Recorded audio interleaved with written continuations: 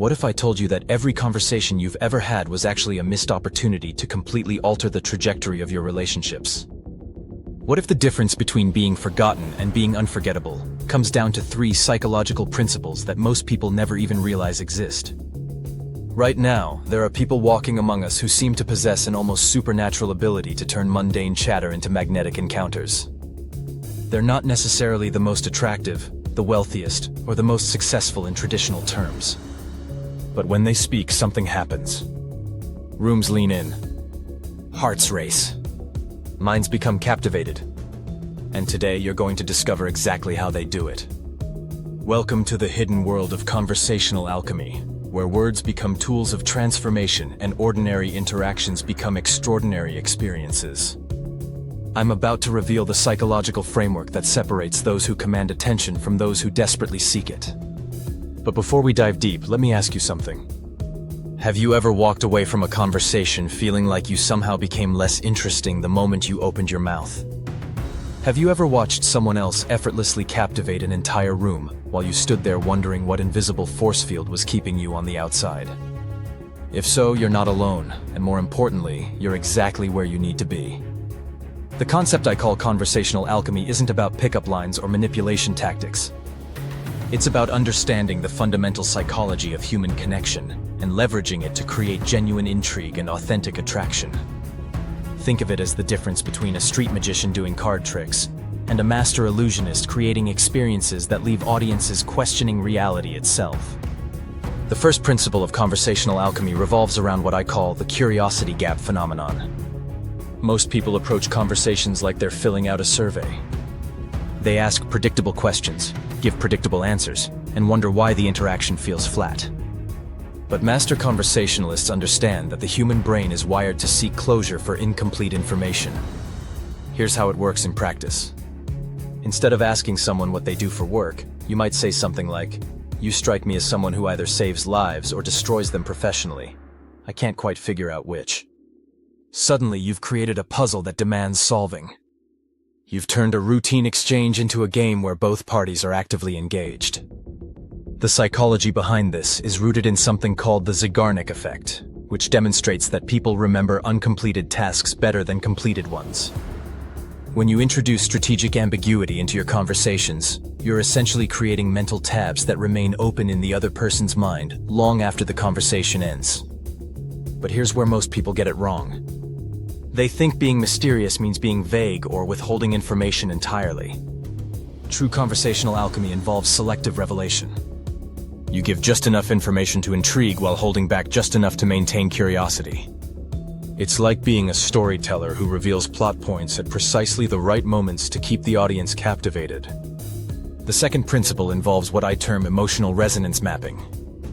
Every person you meet is carrying an invisible emotional frequency, and master conversationalists learn to identify and harmonize with these frequencies rather than imposing their own. This isn't about being fake or manipulative. It's about developing genuine empathy and using it as a tool for deeper connection. Consider this scenario. You're talking to someone who seems confident on the surface, but you notice subtle signs of uncertainty. Maybe they adjust their posture when certain topics come up, or their voice changes slightly when discussing their achievements. A typical conversation would ignore these signals and continue with surface-level exchanges. Conversational alchemy involves gently acknowledging these deeper currents without making the person feel exposed or vulnerable. You might say something like, "It's interesting how passionate you become when you talk about your work, but I sense there's a story behind that passion that not many people get to hear." This type of statement demonstrates that you're paying attention on multiple levels and creates an invitation for deeper sharing without being invasive or presumptuous. The third principle is perhaps the most powerful and the most misunderstood. I call it strategic vulnerability. Most people believe that maintaining an air of perfection or invincibility makes them more attractive. The opposite is actually true. Strategic vulnerability involves selectively sharing aspects of your humanity that create connection and relatability while maintaining your overall attractiveness and confidence. The key word here is strategic. This doesn't mean trauma dumping or oversharing personal problems. It means identifying moments where sharing something real about yourself will create a bridge of connection. Maybe you mention a fear you overcame, a mistake that taught you something valuable, or a moment of doubt that led to growth. These revelations, when timed correctly, transform you from a perfect stranger into a real person worth knowing. But here's the crucial element that separates conversational alchemy from ordinary vulnerability. You don't share these things to gain sympathy or to be rescued. You share them as stepping stones that demonstrate growth, resilience, and self-awareness.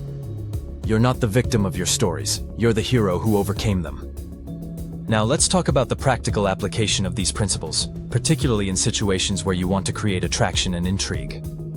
Traditional dating advice often focuses on what to say or how to act, but conversational alchemy focuses on how to think and perceive. When you change your internal framework, your external behavior naturally becomes more compelling. Instead of trying to impress someone with your accomplishments, you become genuinely curious about their inner world. Instead of worrying about saying the right thing, you focus on creating the right emotional experience. Instead of performing a version of yourself you think others want to see, you reveal the most interesting aspects of who you actually are. This shift in perspective creates what I call the authenticity paradox. The more genuinely yourself you become, the more magnetic you appear to others. But this only works when your authentic self is someone you've actually invested time and energy into developing.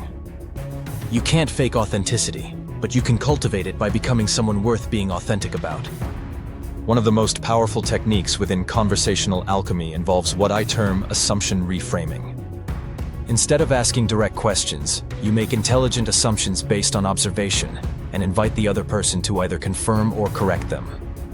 This creates a dynamic where both parties are actively participating in the conversation, rather than one person interviewing the other. For example, instead of asking where someone is from, you might say, "You have this interesting energy that makes me think you either grew up somewhere completely different from here, or you're one of those rare people who managed to stay curious despite growing up in a place that tries to make everyone the same." This approach is more engaging because it demonstrates that you're actually paying attention and thinking about who they might be as a person. The psychological principle at work here is called the Benjamin Franklin effect, which suggests that people tend to like others who give them opportunities to do small favors or corrections.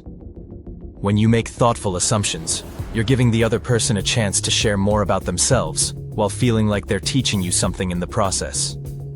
But perhaps the most important aspect of conversational alchemy is understanding the difference between being interested and being interesting. Most people focus entirely on trying to appear interesting through their stories, accomplishments, or wit. Master conversationalists focus on being genuinely interested in others, while strategically revealing their own depth and complexity. This creates a psychological phenomenon where people walk away from conversations with you feeling like they've discovered something valuable, both about themselves and about you. They remember not just what you said, but how you made them feel during the interaction. And feelings, unlike facts, create lasting impressions and emotional connections. The ultimate goal of conversational alchemy isn't to trick people into liking you or to manipulate outcomes.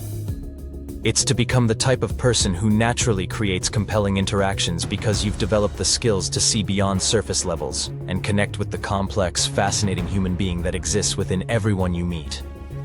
As we wrap up this exploration, remember that mastering these principles takes practice and genuine commitment to personal growth.